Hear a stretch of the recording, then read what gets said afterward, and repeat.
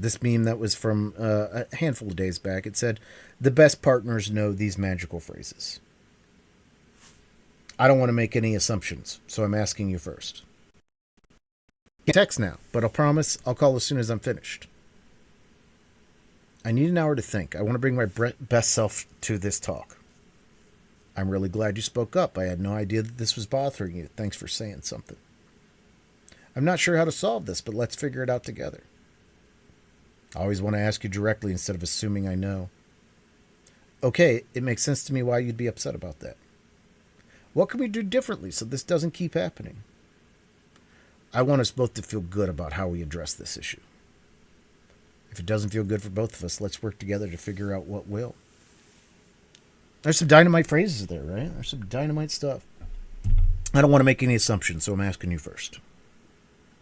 We talked about uncommunicated expectations are premeditated resentments. We want to look at them both romantically and platonically. When the rumor mill gets going, or when my brain starts spinning the fear wheel or the FOMO wheel or the irritation wheel or the resentment wheel, I don't want to make any assumptions, so I'm asking you first. Let's just communicate. This is going into my brain. Let's talk about this, though. I can't text now, but I'll promise I'll call as soon as I am finished. This is dynamite. As a person who values communication so much, this is super important. Because the most precious resource we have in this world is time. And especially in this modern day and age of being connected all the time, right? Like before, you could just be out of the house when our parents were gone or something. When they leave the house, sorry, they were unreachable until they got back. I'm going to leave at 6. I'm going to be back at 11. That's 5 hours of no communication time. Now it's instant access all the time, right? And so I think you need to be able to have the time. And there's another one here that speaks to this, but this is addressing, for this part, this is addressing them. The other one addresses me, or whoever would be saying this. This is addressing you, saying, I hear you. I see you. I'm busy. I will get to you as soon as I can. I'm not ignoring you. I'm not ghosting you. I'm in the middle of stuff. Great communication. You are seen. See you soon. I need an hour to think. I want to bring my best self to this talk. That's the other one. That's me now, right? This is the first one is I can't text now. I'm sorry I'm busy, but I see you. This is please see me. I'm hearing you. I want to bring my A game. I don't have it right now. Give me a minute. You've been thinking about this. And this is not the part you probably want to say, but you've been thinking about this. You've been worked yourself up. You've got all the great arguments. You know what you want to say on this topic. This is new to me. Give me a minute to process this so that I can speak to you from a place of compassion, empathy, and knowledge of how I actually feel about this. Because I need to work it out for a minute, I'm really glad you spoke up. I have no idea that this would bother you. Thanks for saying something. Again, you are heard. You are seen. This is not gut reaction of I'm being attacked or how the heck would you feel like this? We're not gaslighting. We're not doing any of this. This is, oh man, I appreciate you telling me how you feel. I care about you. I was ignorant of this. And I'm not now because you trusted me with this. And I appreciate that about you. Because I love you. I want to be there for you. I'm not sure how to solve this, but let's figure it out together. I don't have a magic answer. I don't have an easy plot solve here. But I care about you enough that I want to make sure that we can get somewhere on this. Maybe it's not going to be perfect. Maybe it's not going to be amazing. Maybe it's not going to be immediate. But let's figure something out. Let's shop this one. I always want to ask you directly instead of assuming I know. No dumb questions, right? There's a reason why when you call tech support, the first thing they ask is, like, is it plugged in? Did you turn it off and turn it back on? Did you, these little things, because, sometimes you get just so worked up. You're like, oh crap. I was just angry because this didn't work, but now I see. Now here's the easy fix, right? So I want to ask you directly, instead of making this assumption of what's going on or just getting frustrated or whatever. Let me just, hey, is this what you meant? Is this what you were saying? Okay, it makes sense to me why you'd be upset about that. I have looked at it from your angle. I'm again seeing you and hearing you. What can we do differently so this doesn't keep happening?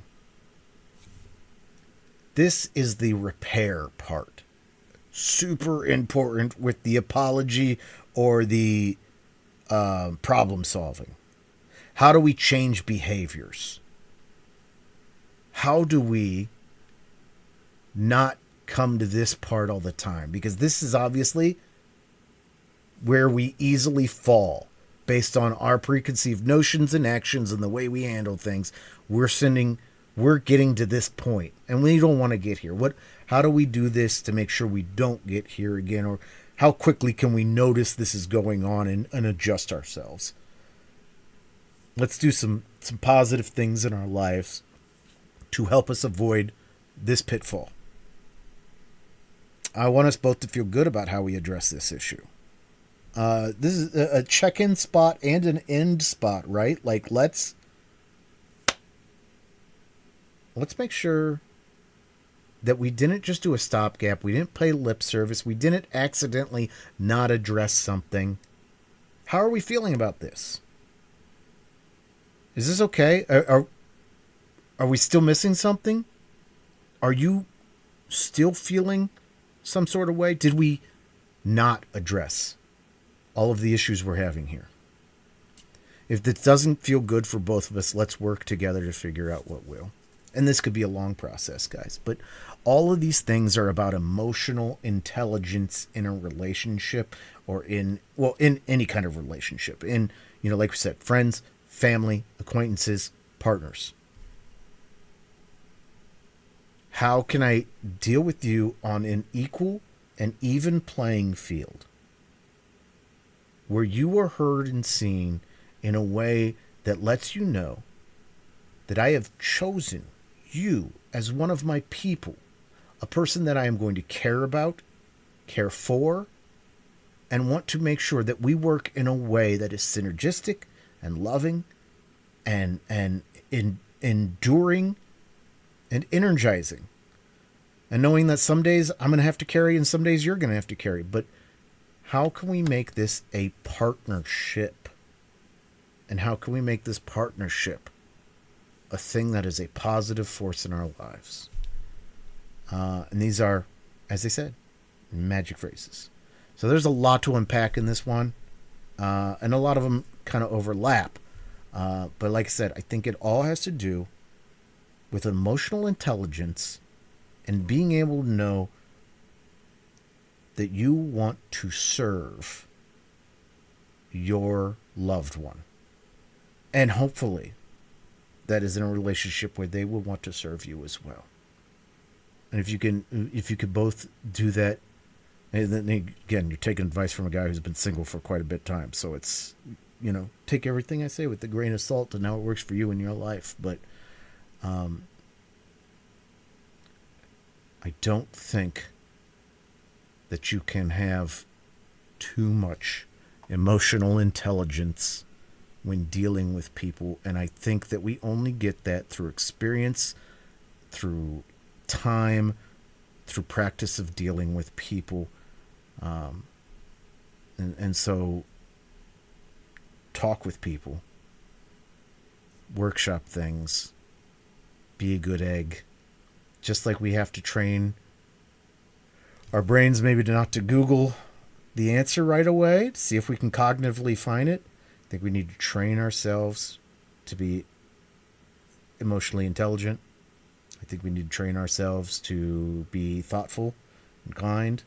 And I think these things come easier as we do them, which is one of the reasons we talk about this at the end of each stream. So I hope maybe you get something out of that. I know I always do, and that's why I do it, because it takes a lot of work to keep me being a decent human being.